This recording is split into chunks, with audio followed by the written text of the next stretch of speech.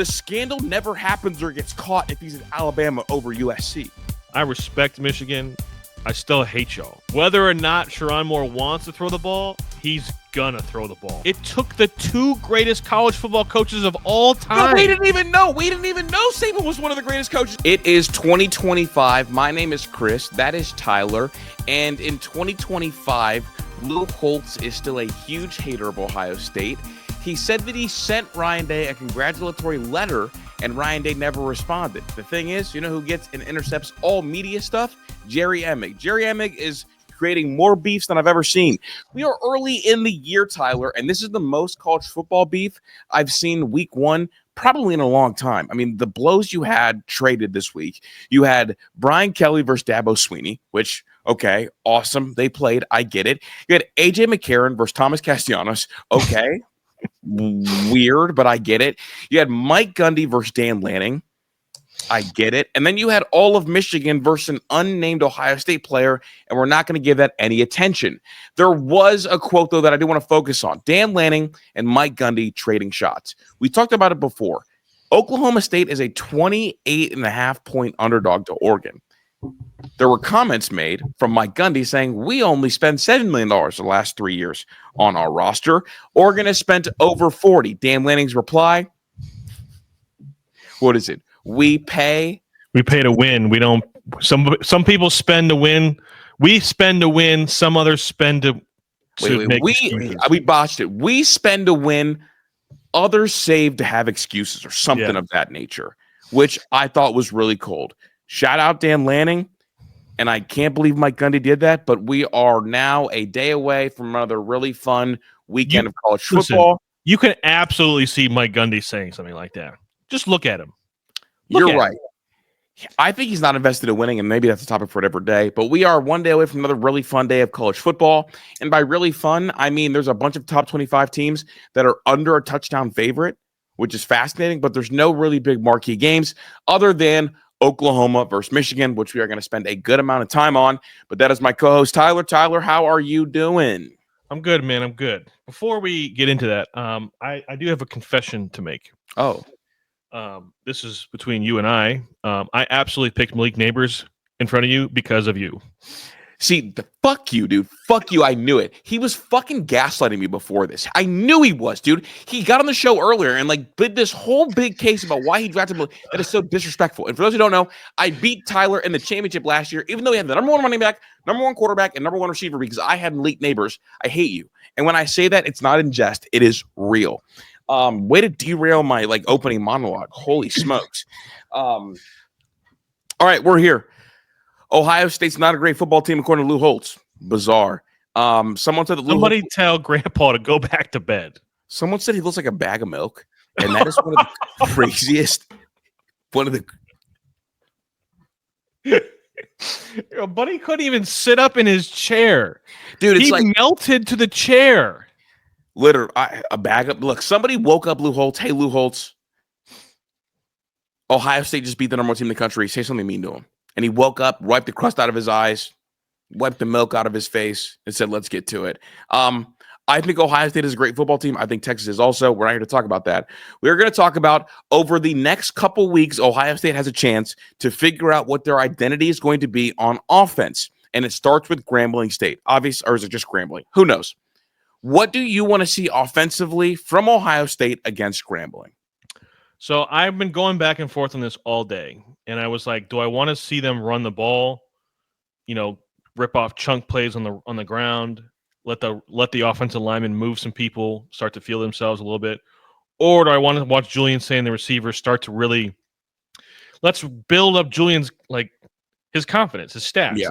Let him feel good. And I think I'm leaning towards the latter because I don't think the offensive line gets anything out of moving Grambling State's defensive line around. 100% agree. I don't think they get anything out of that. That's they're playing me. That's what blocking me would feel like. And I'm not doing nothing. Right? So it's to me, it's more of I want to see Julian Sand throw a couple deep balls. I want to see him work the 10 to 20 yard depth throws. I want to see him make some reads. I want to see Jeremiah get off. I also want to see Brandon Inniss get off. I want to see those two guys, do some stuff and let Julian Sand just drop back and throw and be a quarterback more than anything. I think Brandon, and this is the really, really important one for me, because I want defensive coordinators to see him play ball at a high clip, and I believe it starts week by week, him and Carnell Tate. I want them to, defensive coordinator, to see those two play well. That way, when they're putting together their plan for Jeremiah Smith, they're still really concerned. Like, I don't want teams to feel like, okay, like, let's just take away Jeremiah Smith and I feel good about our chances. I want them to half-heartedly put together a plan for Jeremiah Smith because they're worried about the other two. And I think it's going to be Brandon Inniss. I'm still very high on Brandon Inniss. I know a lot of people, want to see, Mylan Graham, what he can do. But I think it will be Inniss and Tate. And I want defensive coordinators, particularly Michigan's DC, particularly Penn State's DC, Jim Knowles, to be like, yeah, I want to take Jeremiah Smith out of the game, but at what cost? And I want them to feel like it's going to cost them everything. And I think the one that needs the confidence and needs to put good tape out there, who's capable of putting good tape out there, is BI. I think Julian Sand's confidence has to be at an all-time high right now. I just played well against Texas without my security blankets. The security blankets again in that Texas game were supposed to be Brandon Inniss and Will Kazmarek. Not Will Kazmarek, Brandon Inniss and Max Clare. They both didn't really do that. No. And Julian Sand gave everything on time. It was really good. So I think Inniss and Tate and Claire, obviously, they're the important ones to me. Yeah, I mean, Julian Sand has to feel confident. The pass catchers on his team was the worst unit on the field for Ohio State. That'll never happen again. It'll never happen again. Never happen again. Ever. Mm-hmm. And so to me, it's just like, just go out there, make the right reads, look confident, look comfortable, let the ball spin off your hand like it does. Just let's see what it looks like, and then get him out of the game. I don't want to see none of these guys playing in the second half of this game. None of them. Yeah, play Lincoln. Play Lincoln. Let's see TSC too. Mm-hmm. Play Lincoln in the third. Play TSC in the fourth. Like, let's see what that looks like. And then defensively, I would. we said last show, just like Caleb Towns called plays. Yeah, bro. Just let Caleb go out there and do his thing. Yeah, I think these games serve their purpose. They do. It's a grow game. It's a grow game and show game. Show me what you can do. Show me what you can do. Let the young players play, get some experience, get on the field. Let your starters feel comfortable, get into a rhythm, put some big numbers up, get some good tape so they can look. Sometimes when people struggle, athletes struggle, they should look back at tape of when they were playing good. I mean, that's what hitters do. Yeah. And it's just like, this is what I look like when I was doing good. Like, I can do this. Mm-hmm. And so these games because we learn something. We learn something about ourselves when they play these games that's interesting. Somebody pops off or they try some things. Like, this is a game for Brian Hartline to try some stuff. Yeah. See what they can do, see what works. Also, just like kind of grow himself. Cadence, his rhythm of calling the game and the sequencing of, and things of those types. So I'm looking. Also, we deserve a game like this. We do. We earned absolutely deserve a game like this. What is it, like 6 straight top 10 teams? Yeah, I mean, dating back to Indiana, and then the Michigan wasn't ranked top 10, but it's still a rivalry game. Yeah, Indiana, Michigan, Tennessee, Oregon, Texas, Notre Dame. Texas. So that's 7 games in a row. That's a lot of action. That's a lot of high leverage. Fuck yeah, it is. And it's wild because it's like we've watched every game really nervous. It's nice to go back to watching a game that you don't have to be really nervous at. I think we are going to see a lot of depth played really early. One of the things that worried me about last year at Ohio State, we didn't play guys early at all. No, really ever. Young guys we didn't really get to. Yeah.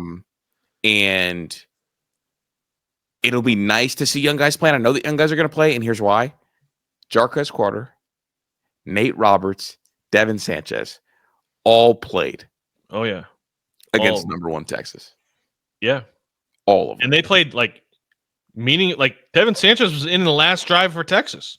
Dude, Nate Roberts was in on 4th and 1 from the goal line. He was the fullback. He had the clearing block to get C.J. Donaldson in the end zone. Yeah, think about we've never seen that from Ryan Day program with freshmen. Never.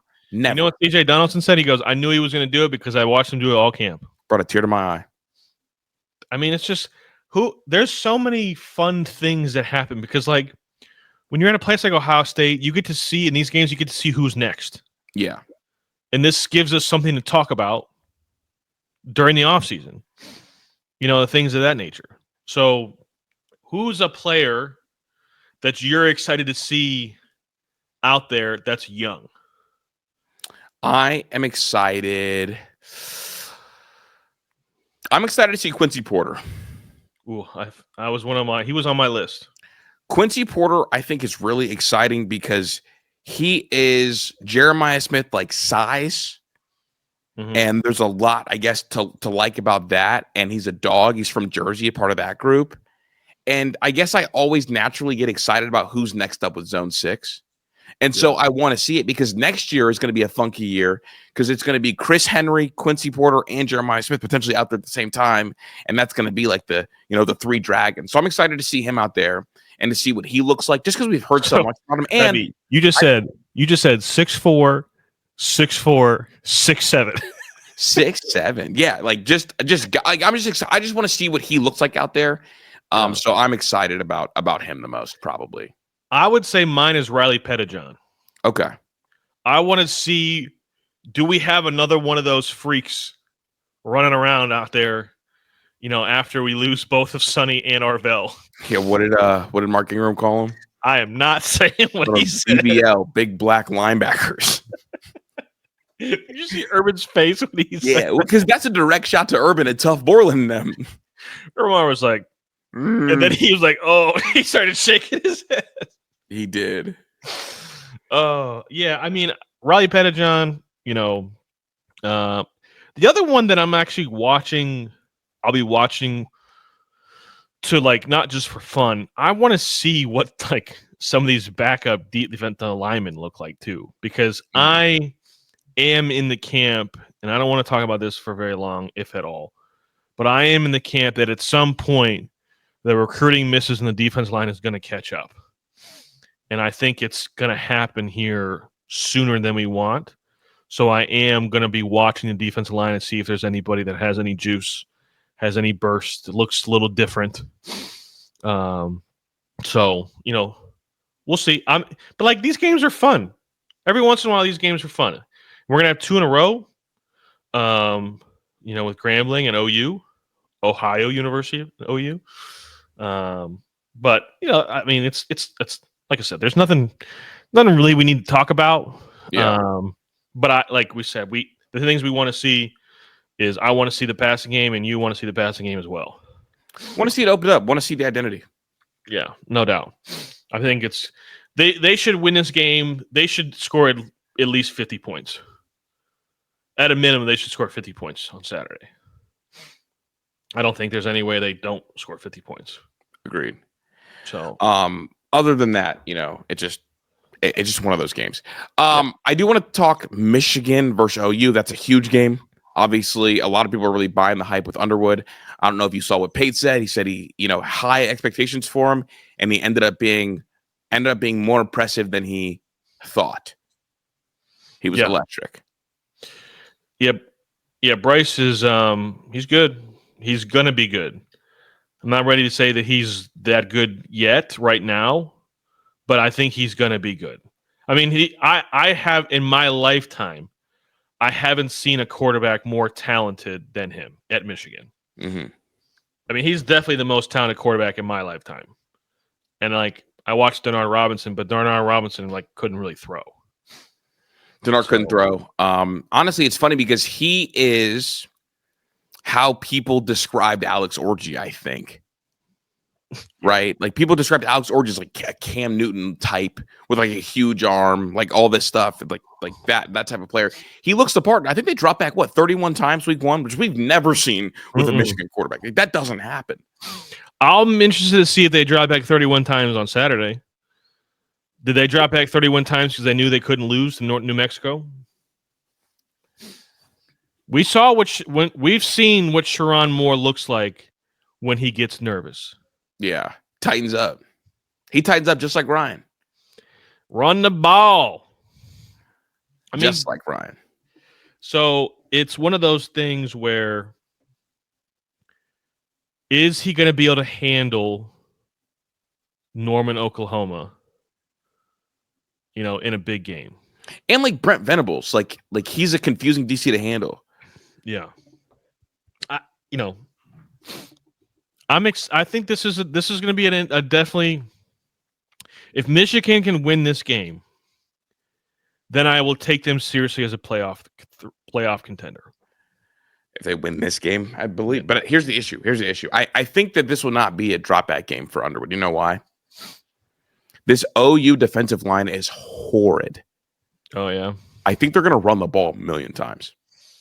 I wonder if he's going to run the ball. Ooh, do you think that Sherrone Moore will run Bryce? Sherrone Moore's never been like uber creative with the run game. It's been a pretty traditional run game, but the catalog's big enough because they run a lot. But they could, right? I mean, I just wonder if that's part of if they're going to have that be part of their game, because he is he can run. He's big, fast, physical. I saw him throw a block. Yeah.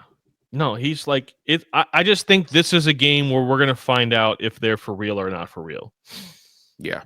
Because they're kind of in that mode where they're kind of young, but they're also, they have some returning experience, so it's just they have this game, then they have Central Michigan, then they travel to Nebraska, which will be a better game than people think. Mm-hmm. They host Wisconsin, then they travel to LA to play USC. Then they have Washington coming to their place, Michigan State, Purdue, Northwestern, Maryland. So the next 6 weeks, they have 3 games that are definitely and they're all on the road.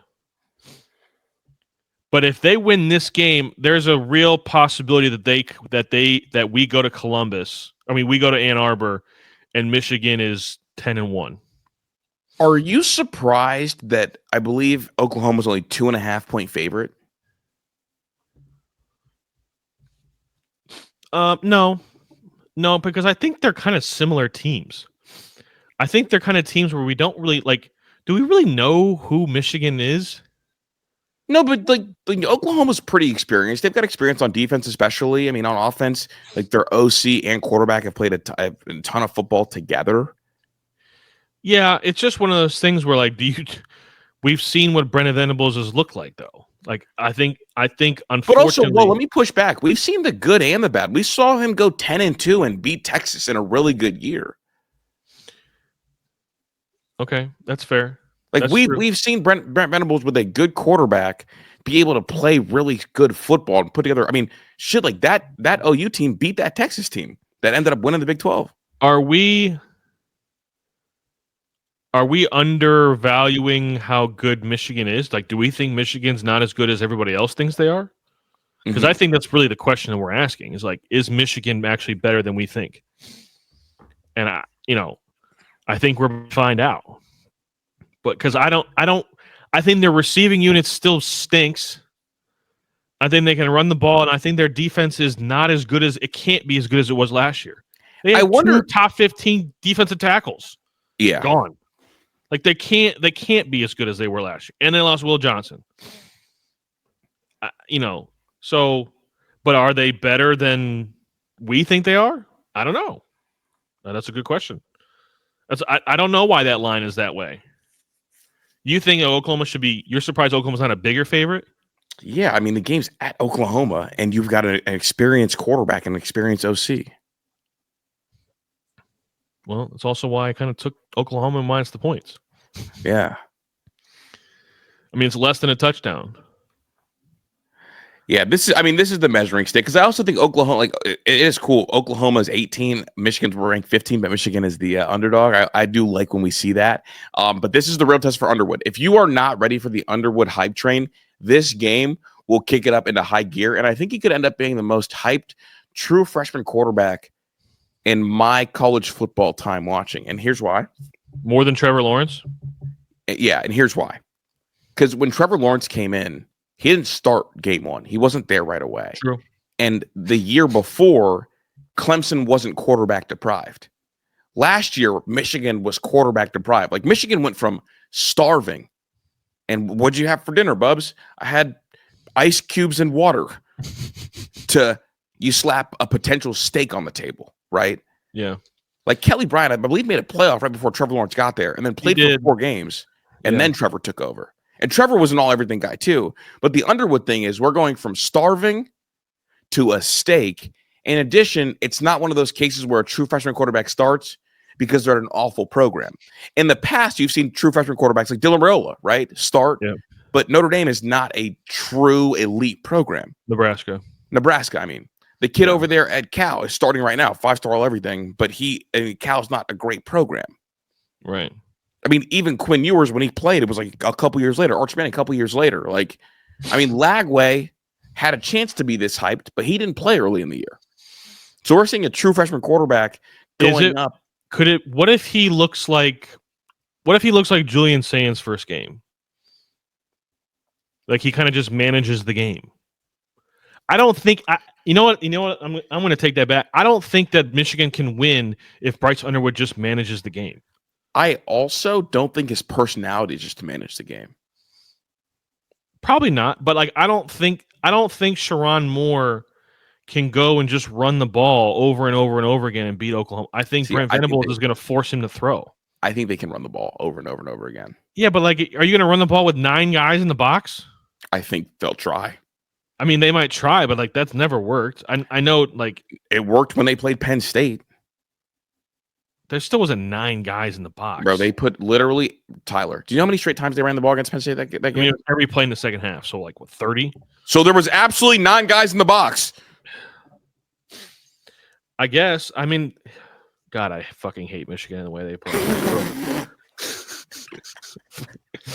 Listen, anybody listening to this show, you know, I respect Michigan. I still hate y'all. I hate everything about you. There's nothing about Michigan that I'll ever. When we first started, Chris asked me if there was a player from Michigan that I liked, and I said, absolutely the fuck not. All of them. So, but like, I just think Oklahoma's going to score points. Mm-hmm. So I think they're going to have to play keep up in a way. I don't know. I think Oklahoma's going to win. I think Brent Venables is going to get, I would say the line for Bryce Underwood interceptions is 1.5, just because he's playing against a Brent Venables defense. I think this game's going to test the maturity of Bryce Underwood, because he went out there on the record and said that you have never seen a freshman like me. And it's like, when you say that personality tells, and you drop back 31 times game 1, you know you're Michigan. Michigan doesn't like to do that. You came, instead of going to LSU, who had 2 Heisman winners, you came here. With all due respect, I think Bryce Underwood went to Michigan for the money. I also believe that he told Sharon Moore, if you don't throw the ball enough to my liking, I'm out. Baton Rouge is still calling my name. Yeah. Mm-hmm. So whether or not Sharon Moore wants to throw the ball, he's gonna throw the ball. Yeah, this is not the J.J. McCarthy experience, is what Tyler's saying. Correct. So I think Oklahoma's going to win because they're at home and they have John Mateer. I'll take the older quarterback. But would it surprise me? Because, again, I think Bryce Underwood is very talented. I do. Mm-hmm. And when somebody's that talented, they can absolutely take over a game. Would it surprise me if Michigan won? Absolutely not. Is it going to make you throw up if there's like a crazy Bryce Underwood hype train that he goes berserk? No. Okay. I don't care. Because that's their new thing. The new thing is like Julian saying is not as good as Bryce Underwood. Congrats. I'll see you in November. I don't care. I'm not interested in comparing quarterbacks because I can't. You want to know why I can't? Because Ryan Day fucked it up last year.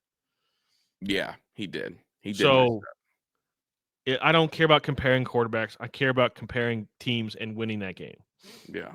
So if Bryce Underwood has a moment, awesome. Great for him. We'll be cool, and I'll be watching. But we'll see. I'll see you in November, Bubs. We'll see. Iowa, do you have that's your pick, right? You're picking OU. I picked Oklahoma -5.5. Iowa State, Iowa. Big 10 versus Big 12. I liked Iowa State in the year. The Chris Drew Heisman pick Was Rocco Becht? Well, on the Heisman watch list, he's not the winner. My winner might be Haynes King. He's the leader right now. Rocco Becht and the boys going up against Iowa in what's a Big 12 versus Big 10 game. It's funny. Last year I rooted for Iowa State. This year I want to root for Iowa. My issue is I hate Iowa's colors. First off, second of all, see, they suck. Second of all, I'm trying to be the champion of the Big 10 this year, and it would require them winning. So, where are you at with that game? And are you ready for what's going to be the most boring? It's only a boring watch until you know what you're looking at. Well, I'm not Big 10, Chris. Okay. You're big Buckeye Tyler. I am big Buckeye Tyler, and Iowa State's going to win this game because Iowa still can't score enough points. Bro, I feel like they're all Iowa's quarterback went 8 for 15 for 44 yards against Albany. Put his name in the rafters.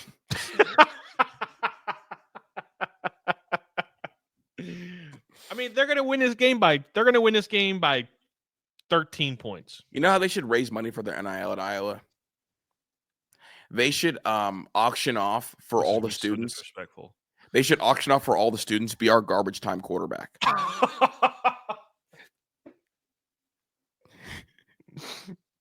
Garbage time quarterback. All quarterbacks look the same. Dog, we saw Iowa's social media team go insane when their quarterback rolled out to the right and threw a 5-yard out route. But we see this. You know what Iowa quarterback offseason videos are the equivalent to? Ben Simmons shooting. Oh, Ben Simmons. Who let Ben Simmons get a jumper? Bitch, he doesn't have one. Bro. I'm just saying, bro, think about it. If you're Iowa and you auction off a we're going to auction off garbage time quarterback to a student, and you classify garbage time as a game where you're either up by 21 or down by 21, you'll never be up by 21 because your offense doesn't score enough. And if your defense holds true, I mean, you might be able to get in and out of the year without the garbage time auction guy ever going in. Yeah, that's crazy disrespectful. It's a great idea. But you have Iowa State in that game? I have Iowa State. Their quarterback's better. Their team is better. Matt Campbell's a Purple Raider.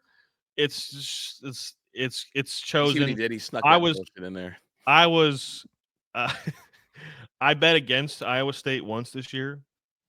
I'm starting to believe in the Chris Drew Rocco Becht hype. Yeah. And I think we're going to see Iowa State play in a Big 12 championship game.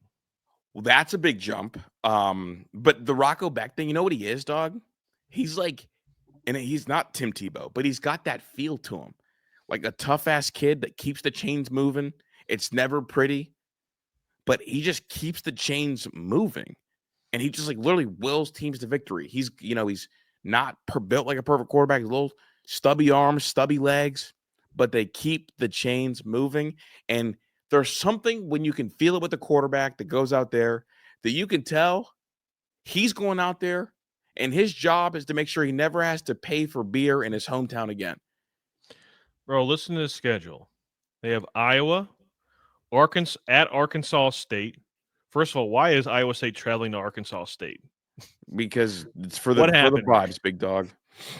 Then they have a bye week. Then they have Arizona. Then they go at Cincinnati, at Colorado. Then they have their two toughest games back-to-back. They have BYU at home, and they have Arizona State at home. Then they have at TCU. That's 3 bangers in a row for them. It's funny. Kansas and at Oklahoma State. If they can go 2-1 in that stretch, they're going to be 11-1. They're going to the Big 12 championship game easy. But you're doing the thing where you're not accounting for the silliness that comes when you don't have really elite talent up and down the field. I'm believing in your hype. It's my hype, but I'm not going to be. This is your guy. Yeah, it is my guy, but also I can acknowledge this. At Ohio, you're in the Ohio State lens. At Ohio State, a player can have a bad day, and you can still win the game. At Iowa State, if a player has a bad day, you probably lose. Who are they losing to in that schedule besides those 3 games? Dog. They absolutely could lose at any point during the season in the Big 12. No, this is absolutely could. This is the year for Matt Campbell and Iowa State. This is the year. This is it. And you think it starts against Iowa? It's already started. They beat the shit out of Kansas State in the Yeah. in the rain in Dublin. They didn't beat the shit out of them, but in the rain in Ireland, it already started. It did. I do think that Iowa has a really good running back, and I'm curious to see what Iowa State's plan is. Xavier Williams, 11 carries last week. You want to guess how many yards? 185. Okay, Jesus. Is he Randy Moss? Can you settle down? 185 on 11 carries? You asked me this question like it's gonna be some crazy number, so Well, it is. 122 is a crazy number. If you overshoot the crazy number, it takes the wow out of it. Okay, 11 so yeah, carries. it was 11 yards a carry on 11 carries. That's electric. I'm just saying, like I thought you were gonna say something crazy, so I tried to match your crazy. You say it's like matching somebody's freak. The long was a 43-yarder before people say, well, he had an 80-yarder. No, he didn't. I'm trying to read your context. Bro, how does Iowa always have a good running back? Because that's all they know how to do. You're right. They got a great running back coach, terrible everywhere else. Should be the offensive coordinator. Handoff left, handoff right. Hand up middle. Mm-hmm. Right, I know Iowa State minus the 3.5. They're going to win by 13. Okay. Duke, it really won't even be that close. Duke versus Illinois. Last year, it was I don't know. Last year's Iowa State game was really good. Duke versus Illinois, Mensa versus Altmaier. This is a mid-tier quarterback battle. It's a mid-off. It's a mid-off. They paid the Mensa kid $3 million, $4 million to go to Duke. Is with a Tulane quarterback. They paid him $4 million. Did they not? Did they just ask some basketball donor to pay that? Where did that come from? Cooper Flagg said, "I'm going to the league, so you got a little bit of extra money." I think they paid him $4 million. I believe On3 had him as the highest paid quarterback in the entire country. They let go of Malik Murphy, who had a really big year last year. They let him go to Oregon State, and I guess now he stinks. A lot of people believe in him. I know Brooks Austin believes in him. He breaks down tape. He's excited about him. He's one of those electric, quarterbacks with a big arm. I really, really hope Illinois wins for the Big Ten bros. Who you got? I have Illinois. I think Brett Bielema is a really, really good football coach. Okay. I'm being all serious. I believe Brett Bielema is a good football coach. I think he's one of the top 5 coaches in the Big Ten. So like to me, like this is going to be a tough game for Illinois because I think all their games are going to be kind of close when there's talent is close to or equal. Just because that's kind of the way they play, but like. They're going to play good. They're going to play Jim good Harbaugh defense. Michigan team, right? Yeah, they're going to play good defense. They're not going to turn the ball over. They're going to run the ball. They're not going to commit too many penalties. It's just one of these things where, like, I think Duke's going to have to come and beat them, and I don't know if Duke is that good. Like the quarterback is good, but like, what's he got around him? Yeah, it's like one of these things where, like, I know you said the quarterback is better, and that's why you'd probably take Duke. But I think the team of Illinois is a little bit better, and I think Brett Bielema is a better coach. Fair.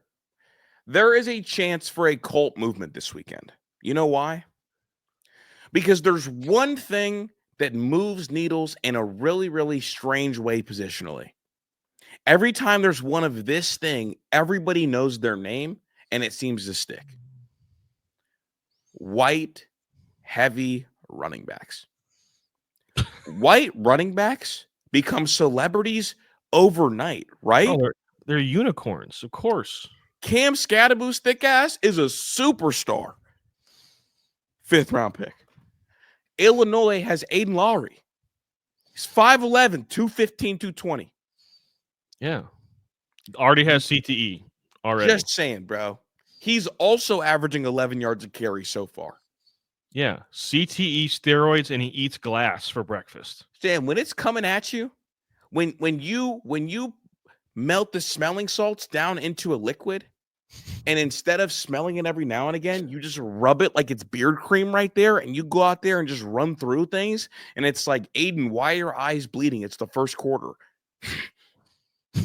He doesn't even speak. He just grunts at you. Yeah, remember Tommy? That's what Jim Knowles said about Tommy Eichenberg. He just grunts at you. I'm just saying, bro, I 11 yards a carry.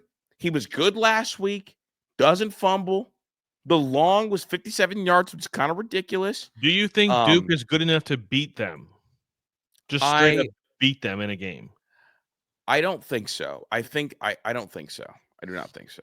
So that's why 2.5 point, a 2.5 point favorite on the road is really more like a 6 point favorite because they're giving the home team the 3 points. So it's like, to me, they're good enough. They're just, like I said, they play boring football. Boring, good, solid. Illinois style football is like when Wisconsin was good. Yeah. And Wisconsin won the 5th most games in a decade-long period, which is wild. Yeah, one of 5 schools to 90 games in that period. But I think their Cade McNamara's Michigan is their ceiling. Yeah, and that's good enough to beat Duke.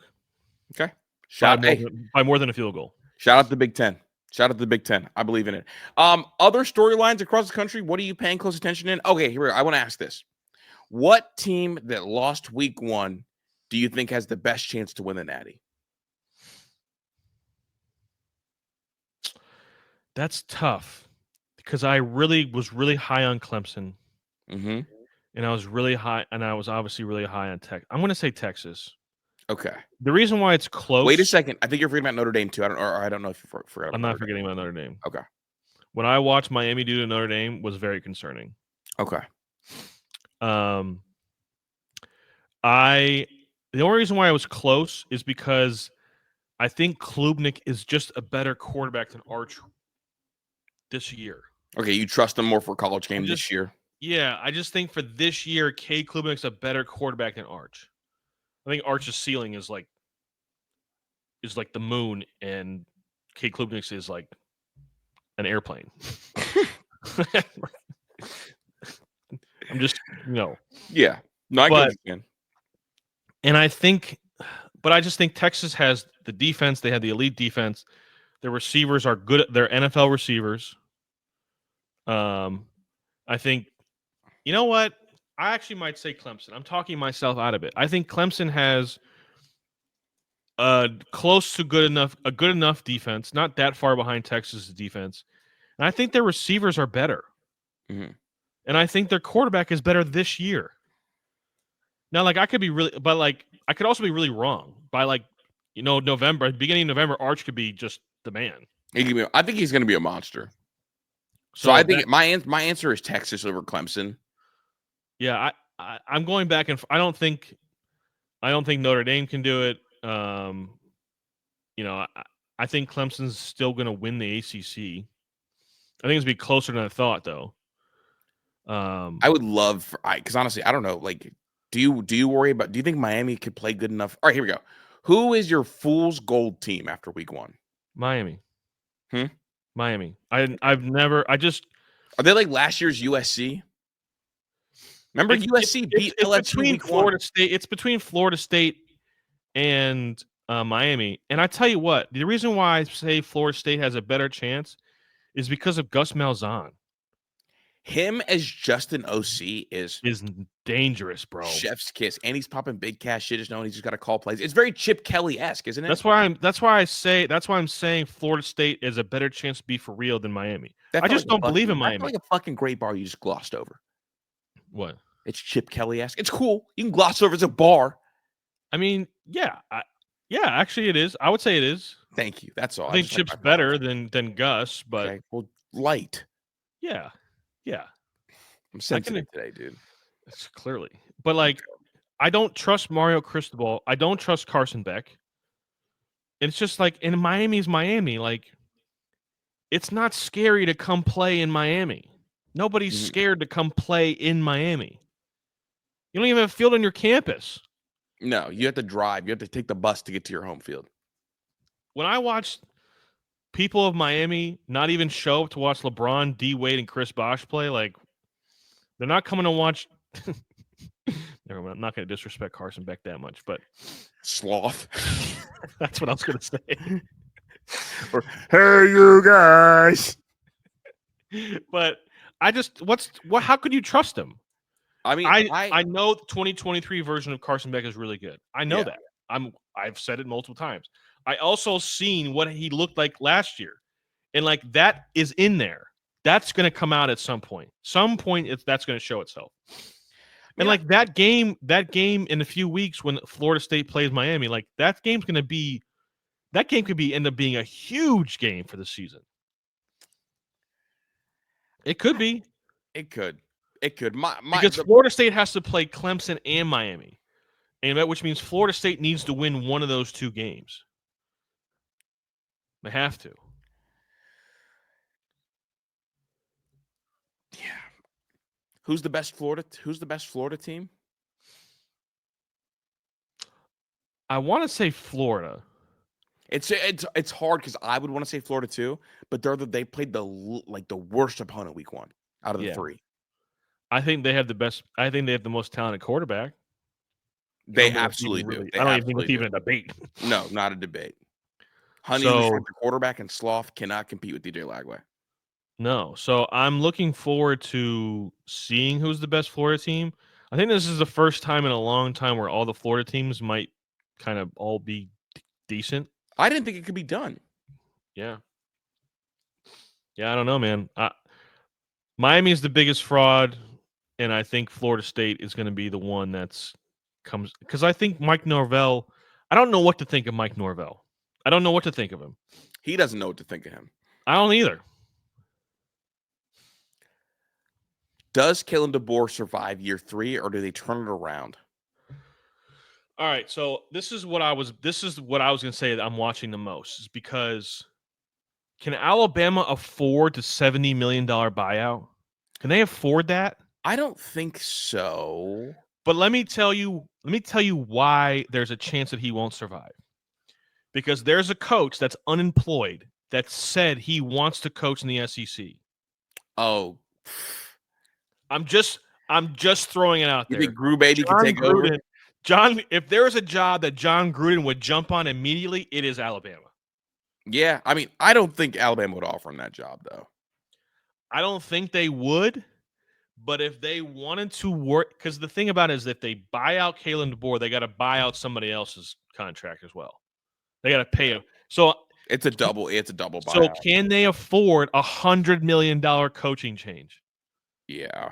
Not to mention, they're not going to hire. Actually, it's probably more like $120 million with all the No. It wouldn't be 120. No.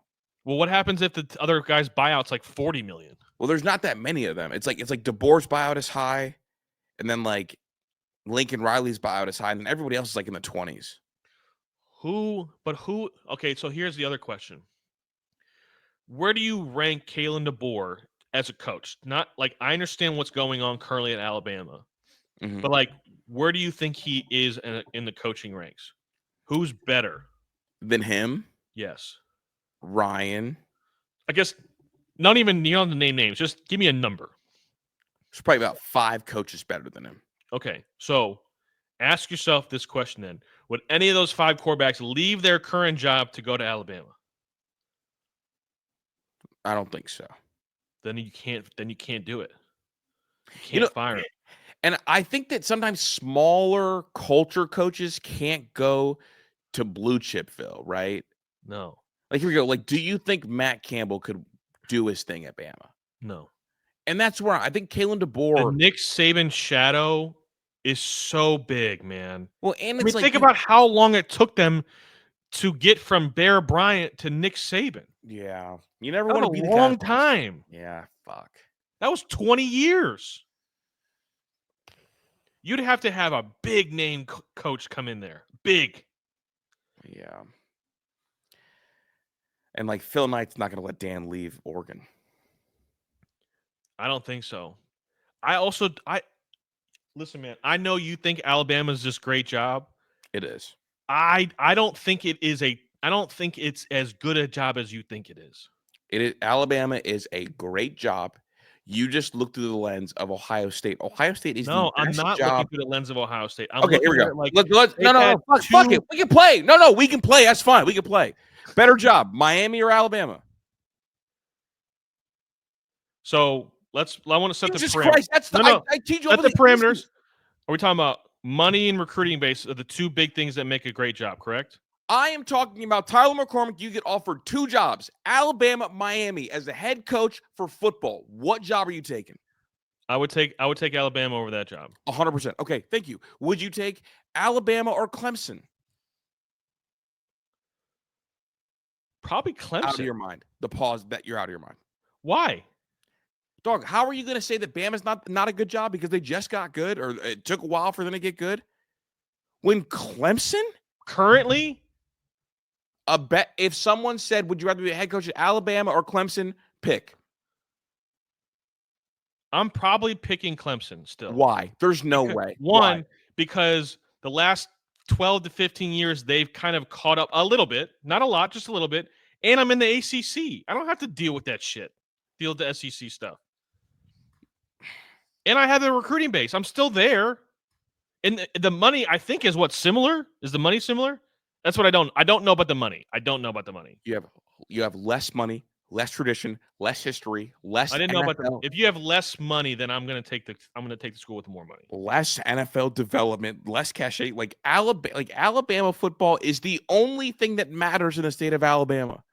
But they've been trash. They were trash between Bear Bryant and Nick Saban. They were bad. Okay, that's cool. You say that. What was Clemson? Before what Dabo? was Clemson before Dabo? I'm saying like that. If that is the crux of your argument, the issue is Clemson, even in the early parts with Dabo, they couldn't beat Georgia Tech. In fact, you know what happened? Georgia Tech committed NCAA violations at the same time that Ohio State did, so Ohio State fans didn't realize it. That's when the switch happened from Georgia Tech to Clemson, because Dabo Swinney couldn't beat Georgia Tech. All right. And all those guys that he couldn't beat are now engineers. All right, do another school. I guess here we go. We can go A&M or Alabama. A&M. Okay, A&M has the resources, the recruiting base. The only school they're competing with really is Texas. They have those, but how come they have been horrid? I understand they haven't done it yet, but like that's what I'm saying. I'm saying like, many times that is a sleeping giant. It's a sleeping giant, but again, you're saying here it's a sleeping giant that we've never seen awake. Bama, we've seen awake. Sure. Nobody viewed Nick Saban as the GOAT. I don't want to go under the Saban shadow. I don't want to be there. Nobody viewed Saban as the GOAT till he woke up, and now we're not talking about the coach following the legend. We're talking about the guy following the guy. But Saban's shadow is still there. He has a fucking office there still. He does, but here we go. You're still there. You're saying that you think A&M is a sleeping giant, correct? No, I know A&M is a sleeping giant. Okay, we know that the motherfucker's never been woken up. The Bama Giant been woken up? Because here's my issue. You don't view Bama as a sleeping giant, and that freaks me out. But it took the 2 greatest college football coaches of all time. No, we didn't even know. We didn't even know Saban was one of the greatest coaches. It's not like Saban was some like revered whatever. He already won a national championship. And he was in the NFL. Dog, he was. Oh my! There's no way. Did anybody view Nick Saban as the best coach, as the best coach in the sport? Probably not at the time. No, absolutely not. He was Les Miles. He was Les Miles with more anger. Is Alabama a top 5 job? Absolutely. It's a better I don't job. think it's a top 5. I think it's a top 10 job. I don't think it's a top 5 job. Dog, when was A&M ever good? I'd rather be at LSU. I'd rather be at Ohio State. I'd rather be at Texas. I'd rather be at Oregon.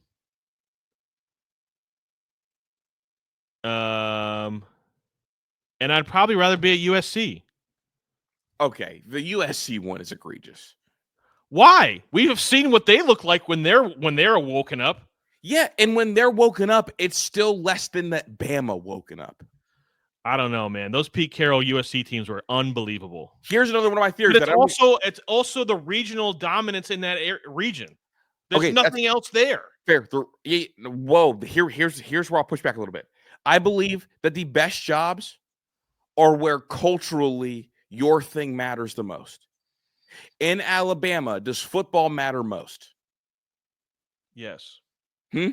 Yes, it's the only show in town. No. Auburn, stop right there. Auburn and Alabama. There's no pro sports. Yeah, exactly. Stop right there. In Miami, does football matter most? No. What matters most? Soccer and strippers. That's what's successful down there. And cocaine. Don't leave out cocaine. Shout out to the Latina community. Shout out them. The reason football doesn't work there is because those two things work there. In California, what worked? What's the most important thing out in California? Movies. It's Hollywood. I hear you.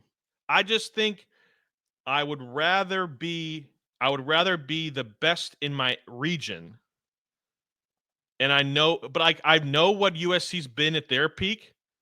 I know what Alabama's been at their peak, but it took, again, what became the two best college football coaches of all time. You run anybody else there, and it hasn't been that. What It's does been Pete bad. Carroll? Wait. What does Pete Carroll look like at Alabama? Does he look like to go to Alabama? Yes. Huh? Probably. Yes, exactly. So Pete Carroll at Bama would have been better than Pete Carroll at USC. And isn't that you admitting that Bama is a better? Well, no, actually, I take that back. I take that back. Pete Carroll leaned into LA. He leaned into it. If you remember, he had celebrities. He leaned into it. He used it for recruiting. He did the whole thing. Those teams were some of the greatest teams in college football history. But then what did Pete Carroll go do after that? Went to the NFL and won Super Bowls. Exactly. Pete Carroll is probably a better coach if he's at Alabama than he's at USC. He's probably considered better than Saban if he's at Alabama and USC. And also the other part of it, guess what? The scandal never happens or gets caught if he's at Alabama over USC. Right?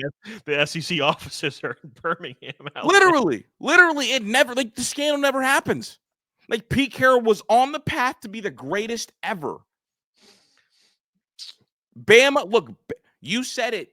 Pete Carroll probably looks like a better coach if he's at Alabama than he's at USC because he can coach anywhere. That matters. You got to hear me out, big dog. I do. Tiger Woods' prime is the greatest prime of any athlete of all time. Out of your mind. Incorrect. From 1997 to 2009, 52 professional golfers played 100 or more rounds in major championship golf. He beat the second best by 225 shots. That's how much better he was than everybody else. In the past 60 years, there's only been one player. He's the only player to have won 5 tournaments in a row, and he did it 3 times, separate times. Lastly, there's only been 2 times where a major championship has been won by 10 shots. He did it both times. He was so much better than everybody else, the best prime of all. He spent 653 weeks ranked number 1. Scottie Scheffler currently would have to be ranked number 1 for the next 10 years to catch him. Congrats on golf's version of Wilt Chamberlain. I don't give a shit. That's what it is. Wilt Chamberlain was playing against plumbers and dentists. That's what Tiger was playing against, as far as I'm concerned. No. I can't name nobody that he beat. And and there was no black. You don't know who Phil Mickelson is? I know. Wasn't Phil old as dirt? No. Honestly, they're the same age. Your take is probably right. It's just corny because it's like golf isn't a real sport. Don't disrespect Tiger Woods like that. Don't do it. It's a take. Don't do it. I'll do whatever I want. His prime wasn't better. All right, here we go. This is my take. Right back to you. The run that Tiger had is less impressive than Floyd Mayweather's run. No. Floyd never lost. You go to that arena and you're just fodder. But how many bad fighters did Floyd fight? Well, you have to fight bad fighters on the way up, just like you have to play bad golfers. Okay, when he was up, how many bad fighters did he face? 0. That's not true. I watched him fucking fight Jake Paul. That was McGregor. That was the very last 2 fights. Canelo was 30 or 40-0, and Floyd was an old man. And whooped that ass. But there are people that claim to have better boxing careers than Floyd. That's because I agree with that. Not that I agree with that. I don't agree. I think Floyd is the best boxing career of all time. Yeah. I'm not saying that he's not, but the people have made arguments for other boxers. Tyler, because those people have been punched in the head too many times. We don't listen to people get punched in the head.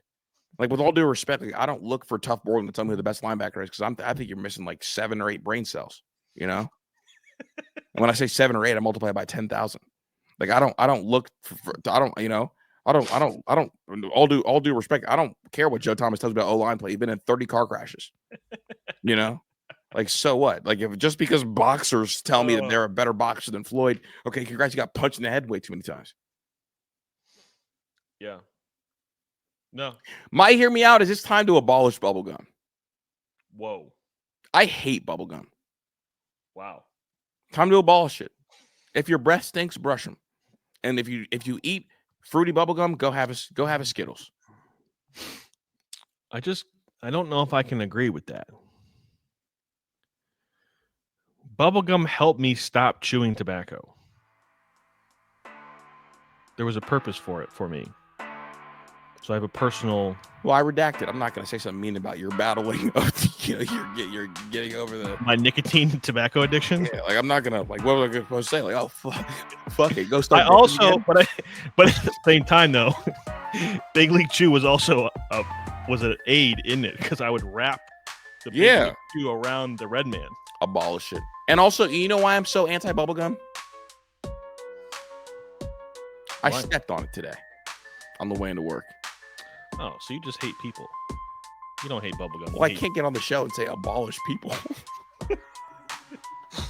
Didn't somebody try to do that already? God. Look, we have an NFL preview coming tomorrow, so be on the lookout for that. Like, sub, appreciate you guys. You guys are awesome. And then we're going to ask all Tyler's questions on that show as well. I'm Chris. That's Tyler. Peace.